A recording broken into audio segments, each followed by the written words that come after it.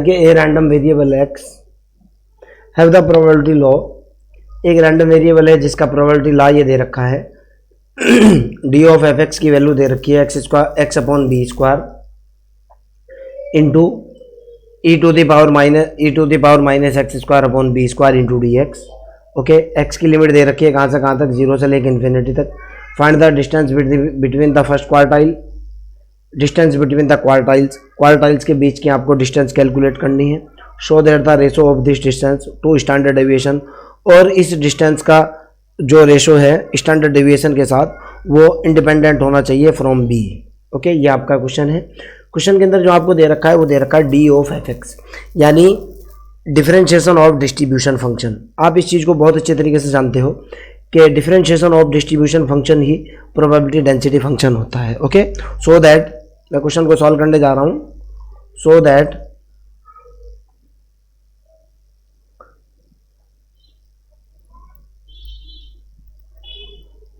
मैंने क्या किया, सबसे पहले मैंने सपोज दैट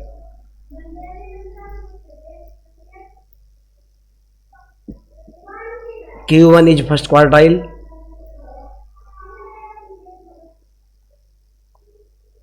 एंड Q3 मैंने क्या मान लिया, is third quartile.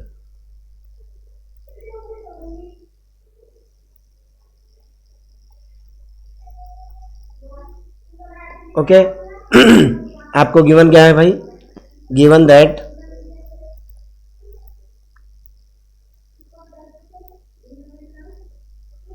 Probability density function f of x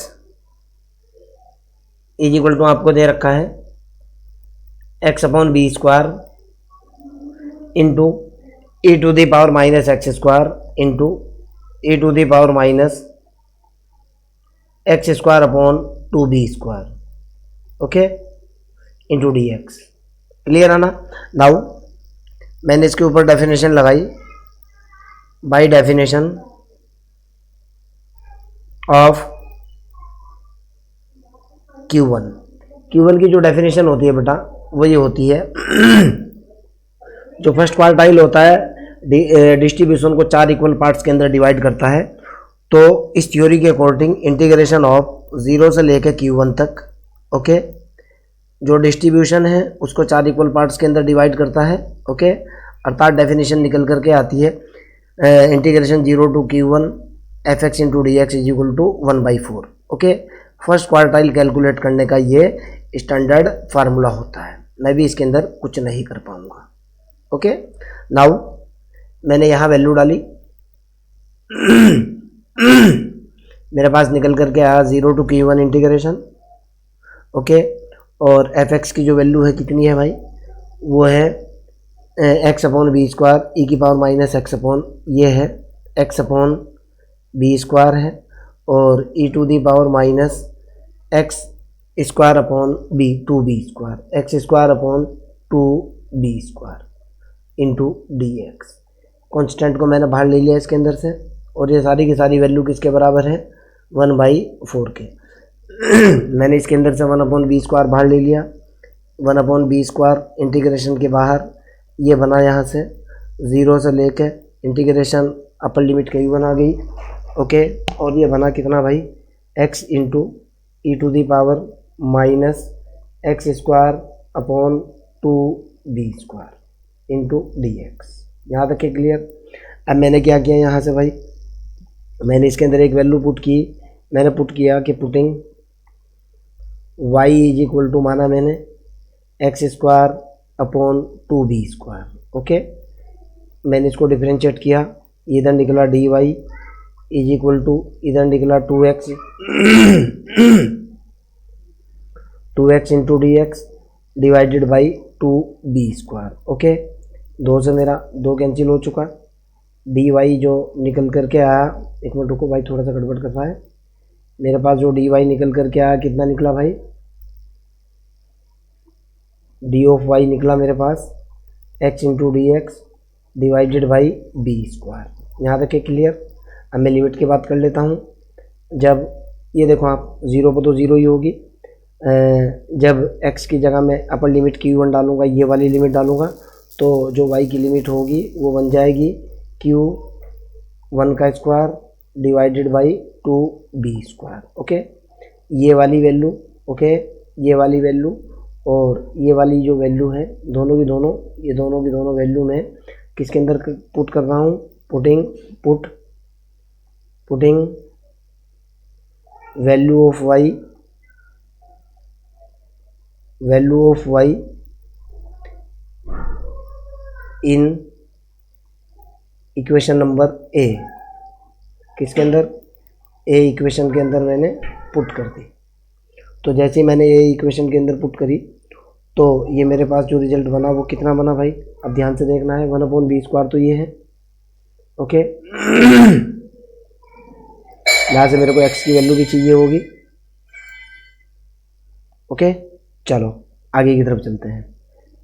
मैंने सबसे पहले जब इसके अंदर वैल्यू पुट की तो ये तो बना मेरे पास 1/b स्क्वायर, तो इधर बन गया भाई, और लिमिट हो गई कितनी, 0 से लेकर ये हो गया Q1 का स्क्वायर बटे 2b स्क्वायर, ये बन गया, गुणा x इंटू डी एक्स की वैल्यू, ध्यान से देखना है आपको, x इंटू डी एक्स की वैल्यू मेरे पास कितनी बनी, b square into d y, ये बन गई b square into d y, ये बन गया, क्लियर है ना, b square into d y, और e टू दी पावर कितनी बनी, माइनस के y बन गई। इस b स्क्वायर से ये b स्क्वायर कैंसिल आ गया तो मेरे पास इंटीग्रेशन जो बना कितना बना, और ये टोटल का टोटल किसके बराबर चल रहा है, 1/4 के बराबर चल रहा है, जो कि इक्वेशन बी बन चुकी है। क्लियर है ना, आगे की तरफ चलते हैं। तो यहाँ से मेरे पास इंटीग्रेशन जो बना वो बना 0 से Q1 का स्क्वायर बटे, स्क्वायर थोड़ा सा गलत लिखा गया, Q1 का स्क्वायर बटे 2b स्क्वायर, ये तो लिमिट है इसकी, into e to the power minus के y और इंटू डी वाई बराबर है 1/4 के। मैंने इसको यहाँ से इंटीग्रेट किया, इंटीग्रेट करने के बाद मेरे पास ये जो निकला बेटा e to the power minus y और डिवाइडेड बाई -1, और इसकी लिमिट है कितनी, 0 से लेकर Q1 का स्क्वायर बटे 2b स्क्वायर बराबर है किसके, 1/4 के। मैंने इसके अंदर अपर लिमिट डाली, तो जैसे ही मैं अपर लिमिट डालूंगा ये तो हो गया माइनस। ओके, मैंने इसके अंदर अपर लिमिट डाली, ये निकला e to the power minus y की जगह वैल्यू डाली मैंने, जो कि मेरे पास बना Q1 का स्क्वायर बटे 2b स्क्वायर माइनस e की पावर मैंने डाली इसके अंदर 0 बराबर निकला मेरे पास 1/4 के। ओके, ये इसको मैं ऐसे लिख सकता हूँ, e की पावर 0 की जो वैल्यू होती है वो 1 के बराबर होती है, माइनस से ये वाली क्वांटिटी प्लस हो जाएगी, यानी इसको लिख सकता हूँ मैं 1 minus e to the power minus Q square Q1 का स्क्वायर बटे 2b square is equal to कितना निकल गया, 1/4। मैं इसको सॉल्व किया, इसको इधर ले करके गया और इसको इधर ले करके आया। ओके, ये मेरे पास निकला 1 माइनस 1/4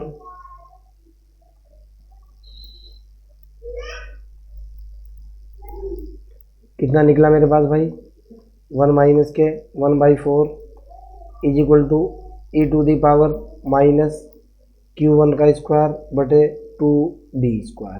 क्लियर, ये मेरे पास कितना बन गया भाई, 1 माइनस 1/4, ये बना इधर 3/4 is equal to e to the power minus Q1 का स्क्वायर बटे 2b स्क्वायर। ओके, मैंने इसमें लॉग प्रॉपर्टी लगा दी, जो कि ई लॉग के अंदर कन्वर्ट होता है, लॉग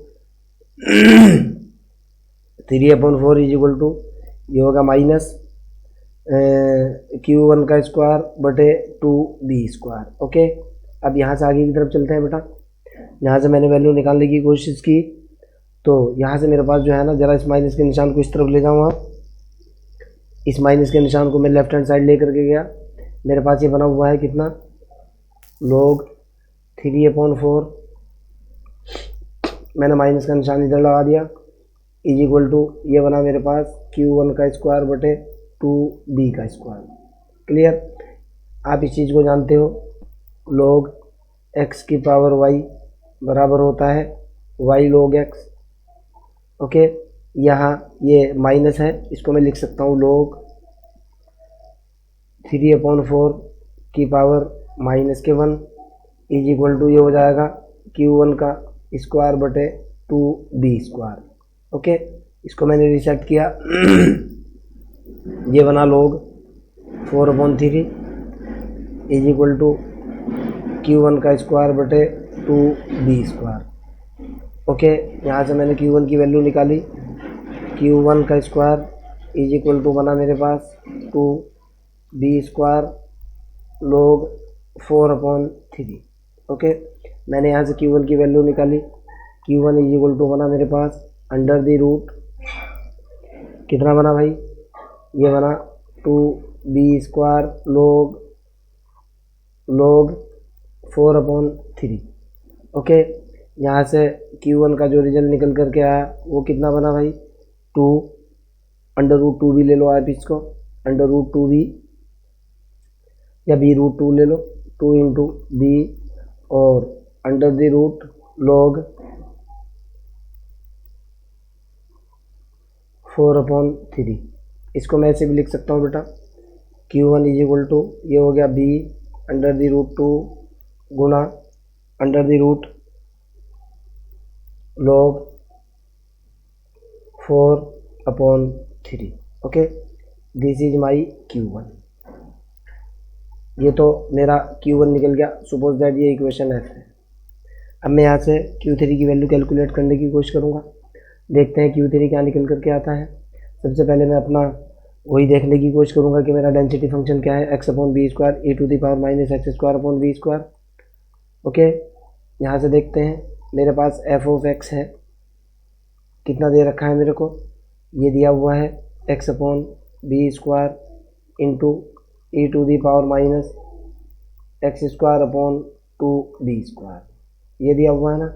नाउ अगर मैं Q3 कैलकुलेट करूँगा, okay, by the definition of Q3, तो Q3 डिवाइडेशन को जो Q3 होता है टोटल डिस्ट्रीब्यूशन को 3/4 पार्ट्स के अंदर डिवाइड करता है, so that by definition this is integration of 0 से लेकर कहाँ तक, Q3 तक fx into dx is equal to बनेगा कितना, 3/4। ओके, मैंने यहाँ से वैल्यू पुट की और वैल्यू पुट करने के बाद मेरे पास जो रिजल्ट बना कितना बना, ज़रा ध्यान से देखना है। ये बना बेटा इंटीग्रेशन 0 से लेकर Q3 और f(x) की वैल्यू कितनी है मेरे पास, x/b² e⁻x²/2b², क्लियर है ना, into dx is equal to कितना है, 3/4। ओके, मैं इसके अंदर कह रहा हूँ बाई सिमिलर प्रोसेस, जैसे मैंने ऊपर प्रोसेस किया था,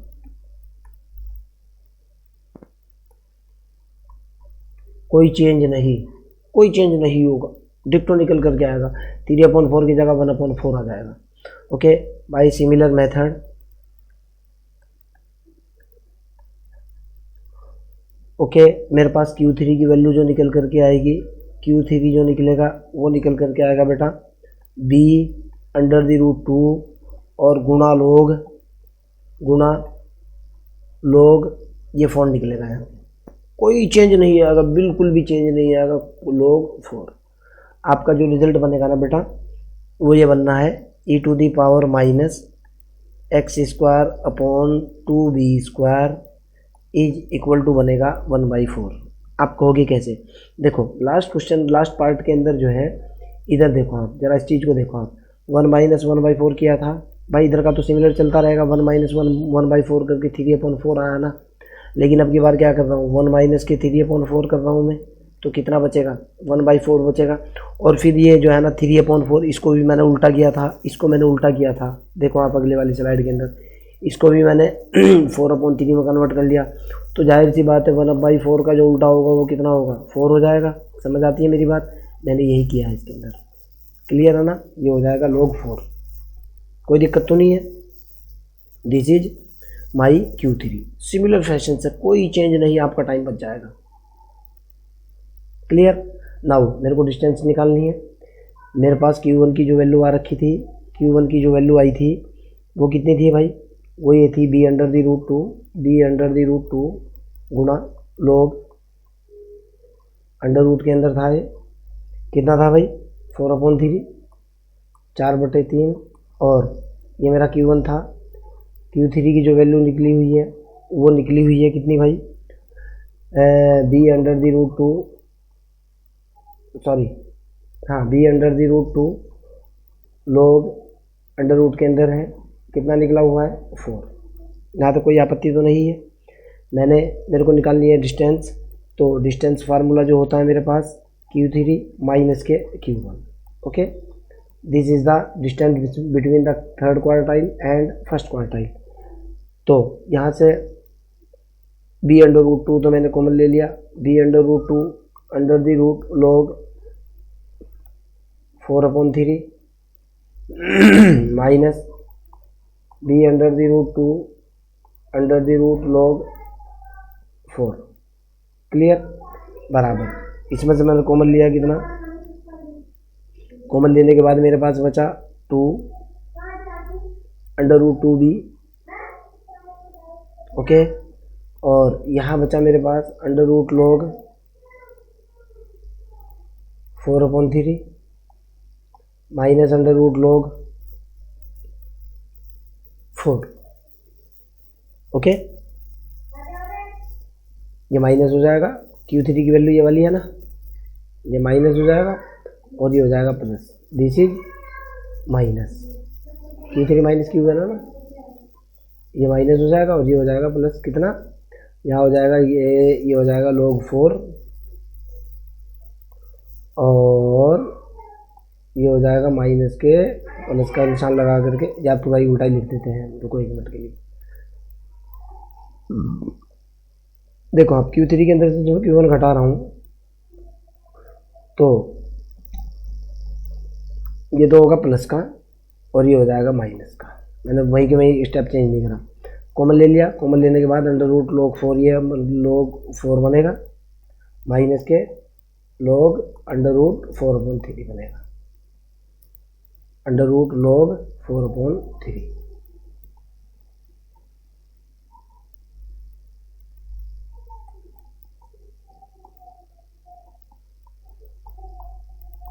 ओके, एक आंसर तो आपका आ जाएगा ये।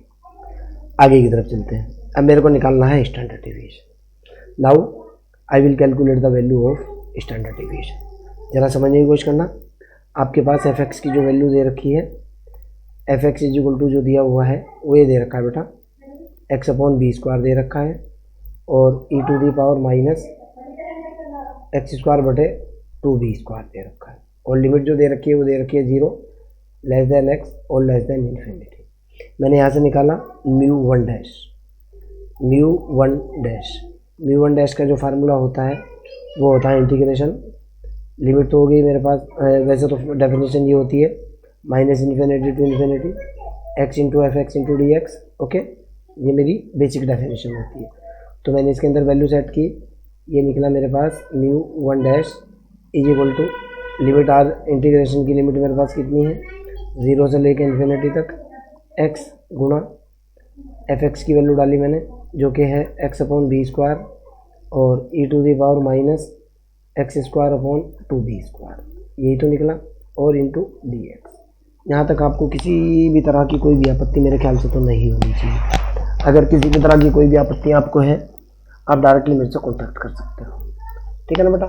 तो यहाँ से μ1 की जो वैल्यू निकल करके आई, μ1 डैश = जो निकला वो ये निकला, इंटीग्रेशन ऑफ 0 से लेकर कहाँ तक भाई, इन्फिनिटी तक, 0 to ∞। और ये बन गया कितना, x²/2b, x²/b², तो ये हो गया, और e⁻⁻ x²/2b², क्लियर है ना, इंटू dx। उसी तरीके से मैं सपोज करूँगा, मैंने पुट करा, पुट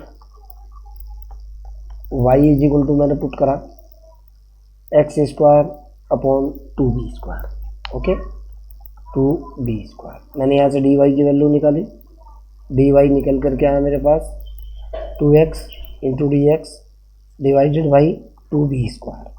मैंने ये कैंसिल आउट कर दिए, dy की जो वैल्यू निकल करके आई कितनी निकली भाई, ये निकली x into D x divided by b²। Clear है ना। अगर मैं लिमिट की बात करता हूँ, यहाँ लिमिट पुट करो, मेरे पास y इज इक्वल टू कितना है भाई, वो है x² बटे 2b² है। जब मैं x की जगह जो है लोअर लिमिट डालूंगा 0, तो एक लिमिट तो बनेगी y इज इक्वल टू 0। जब x की जगह मैं इन्फिनिटी पुट करूंगा, दूसरी लिमिट बनेगी y is equal to infinite. आपके सामने है, कोई दिक्कत तो नहीं है। आगे की तरफ चलते हैं। यहाँ से अब मैं इसको रीसेट करूँगा, ये मेरे पास फाइनली निकल करके आएगा भाई μ1 is equal to integration of 0 से लेके इन्फिनिटी तक। Okay, e to the power हो जाएगा कितना, -y। ओके, एक तो बना ये। अब ज़रा इसको देखो, यहाँ साथ ज़रा इसको देखो इधर, यहाँ से x dx की वैल्यू कितनी है भाई, x इंटू डी एक्स की जो वैल्यू है वो है मेरे पास, यहाँ से देखो आप x dx की वैल्यू, x dx की वैल्यू है b² इंटू dy। यहाँ मैंने b² इंटू dy कर दिया। बिल्कुल क्लियर। पीछे की तरफ चलते हैं। मेरे को वैल्यू चाहिए x की, मैं यहाँ से x की वैल्यू निकाल रहा हूँ, y² is equal to b² upon this है, वैल्यू निकालता हूँ x की। y इज इक्वल टू मैंने कितना पुट किया हुआ है भाई, y is equal to put किया हुआ है x² बटे 2b²। जब मैं यहाँ से x की वैल्यू निकालूंगा, x² की वैल्यू निकल करके आएगी y इंटू 2b², और मैं यहाँ से x की वैल्यू निकालूंगा, ये निकलेगा b √2 और √y। ओके, क्यों निकाली मैंने वैल्यू, क्यों, यहाँ मेरे पास x² है, x² को मैं लिख सकता हूँ x इंटू डी एक्स की वैल्यू तो dy की टर्म्स में आ चुकी। ओके, तो फाइनली मेरे पास कितना बनेगा भाई, ये b² ये बना, और बाहर कितना है 1/b² रखा हुआ है, आपको दिख रहा है, ये देखो, यहाँ देखो आप, ये देखो 1/b², ये वाला रखा हुआ है b², ये देखो ये वाली वैल्यू। क्लियर है ना। आगे की तरफ चलते हैं, तो ये आपस में कैंसिल आउट हो जाएगा, और यहाँ एक x है, और उस x की जो वैल्यू डाली मैंने कितनी हुई, वो हुई मेरे पास b √2 इंटू y की पावर 1/2। क्लियर है ना। आगे की तरफ चलते हैं, तो μ1 का जो रिजल्ट निकला यहाँ से, ये बना b √2, ये तो इंटीग्रेशन के बाहर, इंटीग्रेशन ऑफ 0 से लेकर इन्फिनिटी तक, और ये बना बेटा e की पावर -y इंटू y की पावर -1/2 इंटू डी एक्स। इसको मैं लिख सकता हूँ बेटा μ1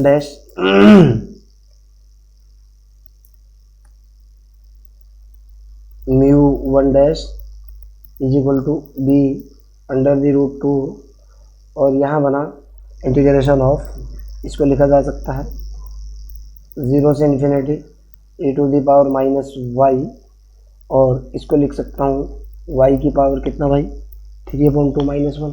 देखो आप 3/2 -1। हमारे पास एक फार्मूला होता है बेटा, integration 0 to infinity e to the power x -x into x की पावर n into D x is equal to होता है गामा n। आप इस चीज़ को जानते हो, तो सेम फार्मूला है इंटू डी वाई। मैंने इस फार्मूले का यूज़ किया गामा फंक्शन का, और यहाँ यूज़ किया, ये मेरे पास बना μ1 इज इक्वल टू b √2, और ये कितना बन गया गामा n, तो ये है भाई, देखो आप 3/2 -1 होता है, फार्मूला होता है, सॉरी मैंने ज़रा फार्मूले में गलती कर दी है लिखने में, e to the power -x, और x की पावर होता है n-1, x की पावर n-1 होता है। ओके, तो यहाँ से कितना निकला भाई, ये निकल करके आएगा, n की वैल्यू तो ये है, कितनी n की वैल्यू 3/2 है। आपको नजर नहीं आ रही तो मैं साफ करके दोबारा लिख दूंगा भाई। एन की वैल्यू कितनी है यहाँ पर total, the value of n is 3 minus 1। दोबारा करते हैं, कोई इतना लंबा चौड़ा इशू नहीं। की पावर कितनी है 3/2 माइनस 7, तो यहाँ कितना निकल जाएगा गामा 3/2। और आप इस चीज़ को बहुत अच्छे तरीके से जानते हो, गामा 3/2 का जो रिजल्ट होता है वो होता है 1/2, और गामा 1/2, और गामा 1/2 की जो वैल्यू होती है वो होती है √π।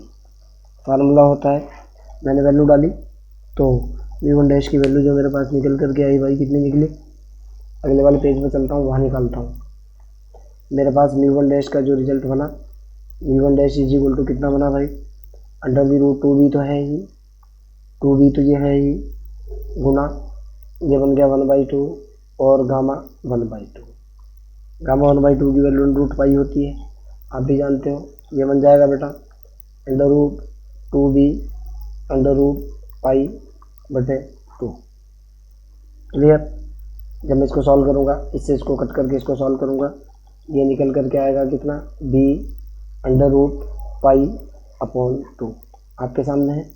Okay, so that v1 dash की जो वैल्यू निकल करके आई, the value of v1 dash is equal to b √π/2। Okay, अब मैं सिमिलरली वैल्यू कैलकुलेट करूँगा μ2 डैश, सिमिलर फैशन से कैलकुलेट करूँगा μ2 डैश। नाउ अगर मैं बात करता हूँ μ2 डैश की, μ2 डैश का जो फार्मूला होता है बेटा वो ये होता है, इंटीग्रेशन सेम होता है, जो लिमिट दे रखी है 0 to ∞ के ऊपर x² इंटू dx और इंटू fx।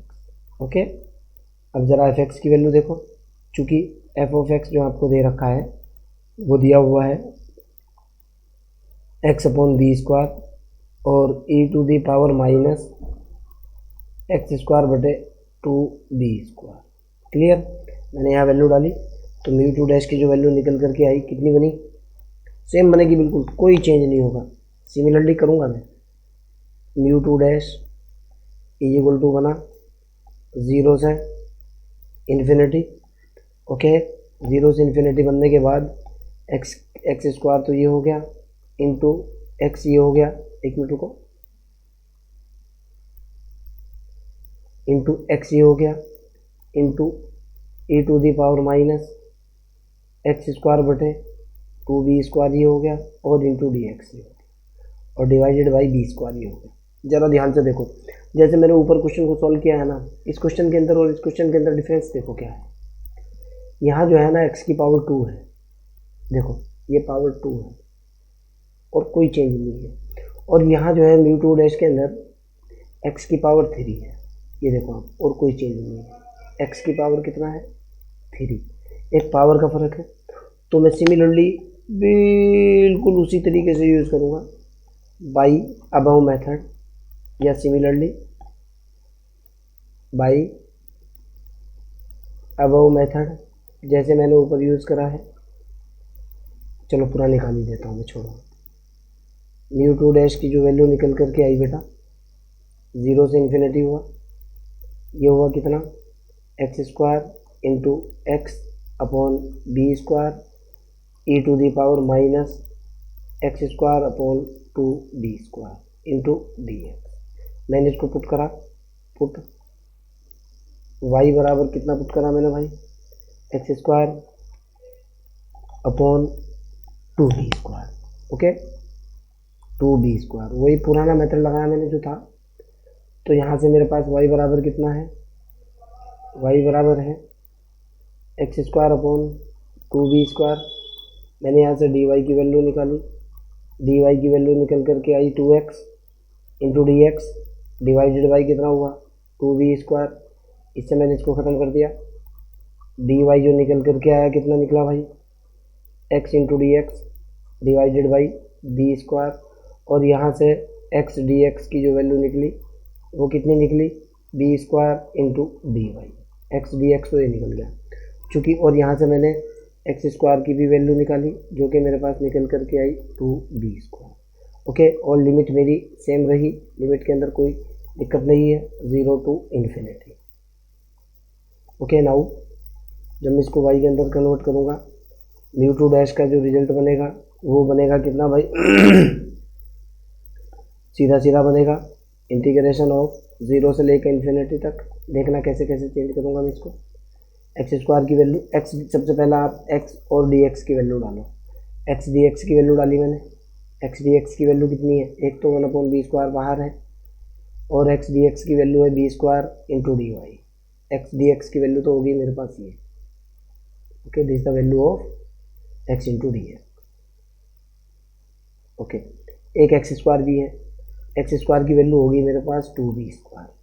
क्लियर। और एक चीज़ और भी है, वहाँ पीछे x² भी था, उसकी वैल्यू कितनी थी, वो होगी मेरे पास सीधी सीधी y और into e to the power कितनी होगी -y, ये बनेगा। क्लियर। इस b² से तो ये b² कैंसिल आउट हो जाएगा। म्यू टू डैश की जो वैल्यू निकल करके आएगी कितनी होगी, 2b² बाहर आ जाएगा। ओके, 0 से इन्फिनिटी लिमिट बन जाएगी और ये बन जाएगा y into e⁻⁻y into d y. हमारे पास गामा फंक्शन का फार्मूला होता है integration 0 to infinity e⁻x into x⁻m−1 into D x is equal to होता है गामा है। तो यहाँ से बनेगा कितना भाई, म्यू टू को आगे लिख रहा हूँ मैं, mu two dash is equal to बना, देख तो याद है 2b² इंटीग्रेशन 0 से infinity y into e⁻⁻y into d y. मेरे तो याद का मतलब ये फंक्शन मेरे दिमाग में था, इसलिए मैंने डायरेक्ट लिख दिया। इसको मैं लिख सकता हूँ बेटा 2b² तो ये है ही, 0 से इन्फिनिटी लिमिट हो गई। इसको लिख सकता हूँ y की पावर 2-1।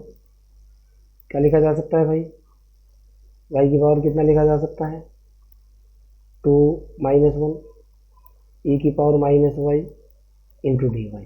कितना बन जाएगा ये, म्यू टू डैश जो बनेगा वो बनेगा 2b² इंटू गामा 2। ओके, हम जानते हैं gamma n is equal to होता है n-1 का फैक्टोरियल। क्लियर। तो ये बन जाएगा mu two dash is equal to बनेगा 2b² गुणा 1। म्यू टू डैश की वैल्यू निकल करके आई 2b²। ओके, मेरे को चाहिए सिग्मा। सिग्मा की बात कर लेते हैं। मेरे पास फार्मूला होता है बेटा σ² is equal to mu two is equal to mu two dash minus mu 1 dash का स्क्वायर। ये फार्मूला होता है स्टैंडर्ड डेविएशन कैलकुलेट करने का। मैंने यहाँ से वैल्यू निकाली जो कि मेरे पास कितनी निकली भाई, σ² इज इक्वल टू कितना बना, म्यू टू की वैल्यू डाली, म्यू टू डैश की वैल्यू जो कि मेरे पास 2b² है, 2b² है माइनस म्यू 1 डैश की वैल्यू देख रहा हूँ, म्यू 1 डैश की वैल्यू कहीं ना कहीं तो होगी। ये मेरे पास म्यू 1 डैश की वैल्यू, एक मिनट, म्यू 1 डैश b/2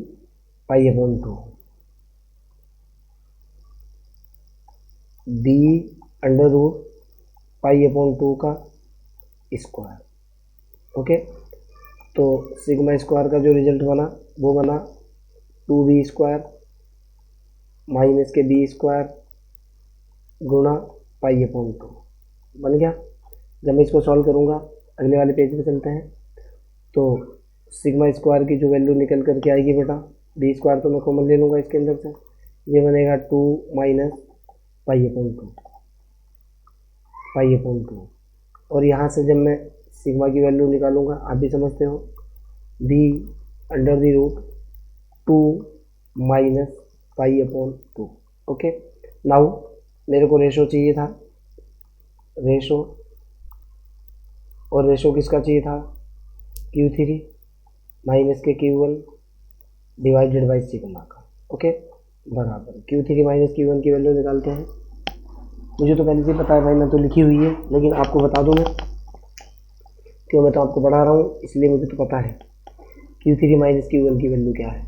ये है रूट 2 बी log 4 माइनस log 4/3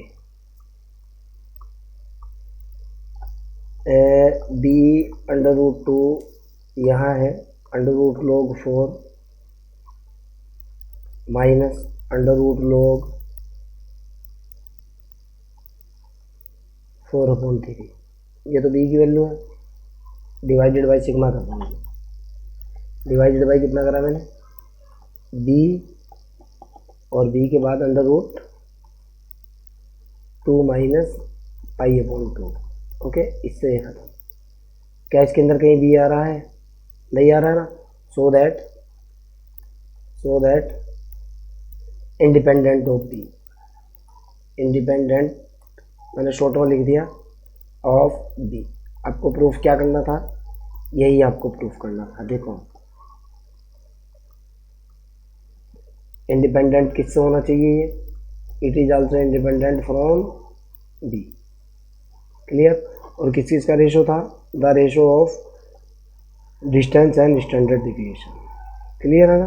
फिर भी अगर आपका कोई डाउट है, कोई प्रॉब्लम है, कमेंट सेक्शन के अंदर क्वेश्चन को डालिए, I will help you. Okay, bye.